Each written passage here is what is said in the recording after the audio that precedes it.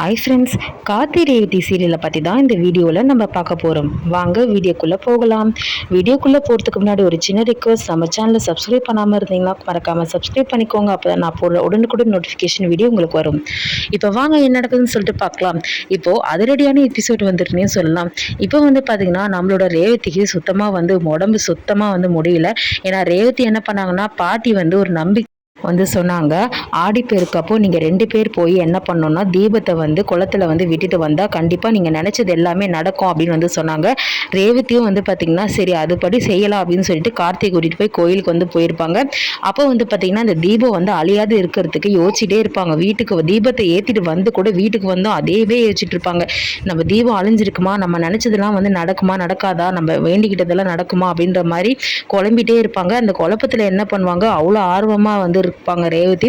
உடனே போயிட்டு அந்த தீபம் அழியாமல் இருக்க கோவிலுக்கே போய் பார்த்தீங்கன்னா தீபத்தை நைட்டு பூரா அழியாமல் பார்த்துட்டு இருந்திருப்பாங்க. இதை பார்த்து கார்த்தி என்ன இது ரேவதி இந்த அளவுக்கு இவ்வளோ நம்பிக்கையாக இருக்காளே, சரி ரேவதி நம்பிக்கைக்காச்சும் எப்படியாவது நம்ம அவள் நினச்சது நடக்கணும், அவள் என்ன நினைக்க போகிறா, அவங்க அம்மாவோட மனசு சரியாகணும், குடும்பம்லாம் ஒன்று சேரணும், அதுக்கப்புறம் நாங்கள் 2 பேரும் சேர்ந்து வாழணும் அப்படின்றத நினைக்க போகிறா அப்படின்னு சொல்லிட்டு அதை கண்டிப்பாக கடவுள் நிறைவேற்றணும்னு சொல்லிட்டு கார்த்தி என்ன பண்ணார், வேண்டிட்டு வீட்டுக்கு கூட்டிகிட்டு வருவார். ரேவதியை செம்மையாக திட்டுவார். என்ன ரேவதி உனக்கு கொஞ்சம் கூட அறிவு இல்லையா, பாட்டி நம்பிக்கையாக சொன்னாங்க அதை பண்ணணும், அதுக்கு நான் தப்பு சொல்லலை, ஆனால் நீ இதையே ஒரு வேலையை வச்சுட்டு இப்படி நைட்டு பூரா உன் உடம்பெல்லாம் பாலாக்கிக்கிட்டே இப்போ பாரு உன்னால் நடக்கவே முடியல அப்படின்னு சொல்லும்போது கார்த்தி என்ன பண்ணுவார், காலெல்லாம் அமுத்தி விடுவார். அதுக்கப்புறம் பார்த்தீங்கன்னா ரேவதி இல்லைம்மாம்மா நான் நினச்சது நம்பிக்கை வீண் போகக்கூடாது, என்றைக்குமே அது நடக்கணும், அதனால தான் நான் இப்படி பண்ணேன் அப்படின்னு சொல்லுவாங்க. கார்த்திக் கேட்கும் போது முட்டாள்தனமாக இருந்தாலும் அவங்க ஆழமாக எந்த அளவுக்கு குடும்பம் ஒன்று சேர்ந்து நம்ம மேலே எவ்வளோ அன்பு வச்சுருக்காங்க அப்படின்னு சொல்லிட்டு கார்த்தி நினச்சிட்டு இருப்பாரு. அதுக்கப்புறம் பார்த்தீங்கன்னா காலையில் எந்திரிச்சதுக்கப்புறம் பாட்டிக்கிட்ட எல்லா விஷயத்தையும் நம்மளோட கார்த்தி சொல்லுவாங்க. பாட்டி இவருக்கு அது ஏதாவது கஷாயம் வச்சு கொடுங்க பாட்டி, இல்லைன்னா எதனா சுட தண்ணி வச்சு ரேவதி கொஞ்சம் ஒத்தனம் ஏதாவது எதனா பண்ணுங்க அப்படின்ற மாதிரி சொல்லுவாங்க. அப்போ பார்த்தீங்கன்னா என்னையா சொல்கிற, நான் சொன்னேன்னு சொல்லிட்டு ஒரே காரணத்துக்கோசம் நைட்டு ரேவதி அந்த தீபத்தை அழியாமல் பார்த்துட்டு இருந்தாளா, ஐயோ நான் ஏதோ நம்பிக்கையில் தான் சொன்னேன், ஆனால் அது நடக்கும், நான் இல்லைன்னு சொல்ல, அதுக்குன்னு சொல்லிட்டு ரேவதி இப்படி பண்ணுவான்னு நினச்சே பார்க்கலையே, இதுலேருந்தே தெரியுது கார்த்தி உன் மேலே எவ்வளோ அன்பு வச்சிருக்கான்னு சொல்லிட்டு அப்படின்னு சொல்லிட்டு நம்ம பாட்டி பேசிகிட்டு இருப்பாங்க. பாட்டி பேசுறதுக்கெலாம் டைம் இல்லை, ரேவதியால் சுத்தமாக உடம்பு முடியல, அவள் நைட்டு பூரா இதை நம்பி தூங்காமல் இதையே பண்ணதுனால யோசிச்சதுனால இப்போ அவள் உடம்பு ரொம்பவே முடியாமல் இருக்குது, நீங்கள் போய் பாருங்கன்னு சொல்லிட்டு ரேவதி கிட்ட திட்டுவாங்க. என்ன கண்ணு நான் சொன்னேன்ல இந்த மாதிரிலாம் ஏன் இப்படிலாம் பண்ண, தீபம் ஏற்றிட்டு நீ வேண்டிட்டு நம்பிக்கையாக வந்துட்டாலே போதுமே, எதுக்காக நீ நைட்டு பூரா அந்த தீபத்தை அழியாமல் பார்த்துக்கிட்டு இப்படி உன் உடம்புக்கு எடுத்துக்கிட்ட அப்படின்னு சொல்லும் போது, இல்லை பாட்டி நான் நம்பிக்கையாக நீங்கள் சொன்னதை நினச்சேன், அது வீண் போகக்கூடாதுல்ல, அதனால தான் நான் அதை பாதுகாத்து வச்சுருந்தேன் அப்படின்னு சொல்லுவாங்க. இதெல்லாம் முட்டாள்தனமாக இருக்குது ரேவதி, இன்னொரு வாட்டி இப்படிலாம் பண்ணாத அப்படின்னு சொல்கிறாங்க. சரின்னு சொல்லிட்டு கார்த்தி என்ன பண்ணார், போய் மருந்து வாங்கிட்டு வருவார், மெடிசன்லாம் வாங்கிட்டு ரேவதி முதல்ல சாப்பிடு அப்படின்னு சொல்லிட்டு சொல்லுவார். முதல்ல சாப்பிட்றதுக்கு முன்னாடி இந்த மாத்திரை போகணும்னு சொல்லிட்டு சொல்லுவார். அப்போ ரேவதி சொல்லுவாங்க, மாமா எனக்கு மாத்திரைலாம் பிடிக்காது, நான் சின்ன வயசுலேருந்தே மாத்திரையே சாப்பிட மாட்டேன், மாத்திரை சாப்பிட்டா வாமிட் எடுத்துடுவேன் அப்படின்னு சொல்லுவாங்க. அப்போ பார்த்தீங்கன்னா கரெக்டாக கார்த்தி என்ன பண்ணார், அதெல்லாம் முடியாது ரேவதி, வாமிட் எடுத்தாலும் பரவாயில்ல, இந்த மாத்திரை நீ சாப்பிட்டாதான் உன்னோட உடம்பு சரியாகும் அப்படின்னு சொல்லுவாங்க. இப்போ கார்த்தி என்ன பண்ணுவார், மாத்திரையை வலுக்கட்டாயமாக ரேவதி சாப்பிட்டாதான் உடல்நிலை சரியாகும்னு சொல்லிட்டு மாத்திரையை கொடுப்பார். ரேவதி என்ன பண்ணுவாங்க, மாத்திரையை சாப்பிட்டுட்டு அப்படியே ஒரு மாதிரி கொமட்டிட்டு வாமிட் எடுத்துருவாங்க. அப்போ கார்த்தி என்ன ரேவதி வாமிட் எடுத்துட்ட அப்படின்னு சொல்லும்போது, நான் தான் சொன்னேனே மாமா என்னால் மாத்திரையை சாப்பிட்டா வாமிட் வரும் அப்படின்னு சொல்லிட்டு, அந்த நேரத்தில் நம்மளோட ராஜராஜன் என்ன பண்ணுவார்னா கால் பண்ணிட்டு இந்த மாதிரி என்ன ரேவதி எப்படிமா இருக்க அப்படின்னு சொல்லிட்டு கேட்பாரு. சொல்லுங்கப்பா நல்லா இருக்கா அப்படின்னு சொல்லிட்டு சொல்லும்போது, அப்போ இல்லை என்ன ரேவதி ஏதோ நீ பேசுகிறத பார்த்தா குரல் டல்லாக இருக்குது, ஏதாவது பிரச்சனையா, இல்லை உடம்பு ஏதாவது சரியில்லையா அப்படின்னு சொல்லும்போது, இல்லைப்பா ஒரே வாந்திப்பா அப்படின்னு சொல்லுவாங்க. என்னது வாந்தியா, என்னம்மா நீ இப்படி உடம்புக்கு எடுத்துக்கிற, ஏதாவது ஒத்துக்காத ஏதாவது சாப்பிட்டியா அப்படின்னு சொல்லி கேட்கும்போது, அப்போ அது மயில் வாகனம் என்னம்மாம்மா வாந்தின்னு சொல்கிறாங்க, நீங்கள் என்னவோ வேறு ஏதோ பேசிகிட்டு இருக்கீங்க அப்படின்னு சொல்லும்போது, என்னம்மா காரணம், கார்த்தி மாப்பிள்ளை கிட்ட சொல்ல வேண்டியதானே அப்படின்னு சொல்லிட்டு நம்மளோட ராஜராஜன் சொல்லுவாங்க, அட போங்கப்பா, இந்த வாந்திக்கு காரணமே கார்த்தி மாமா தான் அப்படின்னு வந்து சொல்லும் போது நம்ம ராஜராஜனுக்கு ஒன்றுமே புரியாது. அப்போ மயில்வாகன் கேட்பாரு, என்ன மாமா என்ன சொல்கிறா ரேவதி, ஏதோ வந்து ஜுரம் வந்து சொல்லிட்டு பேசிகிட்டு இருந்தீங்கன்னு சொல்லும் போது, இல்லை மாப்பிள்ள நான் பேசும்போது வந்து டல்லாக பேசினா என்ன ஆச்சுன்னு சொல்லிட்டு கேட்டேன். அப்போ வந்து வாந்தின்னு சொல்லிட்டு சொன்னான். ஏன் வாந்தி என்ன ஆச்சுமா அப்படின்னு சொல்லிட்டு கேட்கும்போது மாப்பிள்ளை கிட்ட சொல்லி ஹாஸ்பிட்டல் கூட்டிகிட்டு போக வேண்டியதுன்னு கேட்டால், இந்த வாந்திக்கு காரணமே கார்த்தி மாப்பிள்ளை தான் அப்படின்னு வந்து சொல்கிறா. அப்போது உங்களுக்கு புரியலையா மாமா, அப்போ உங்கள் பொண்ணு ப்ரெக்னெண்ட்டாக இருக்கான்னு நினைக்கிறேன் அப்படின்னு சொல்லும்போது ராஜராஜனுக்கு சரியான சந்தோஷமாக போயிடுது. என்ன சொல்கிற, என் பொண்ணு ப்ரெக்னெண்ட்டாக இருக்கா? ஆமாம் மாமா, இதெல்லாம் வந்து விளக்கமாக சொல்ல முடியுமா?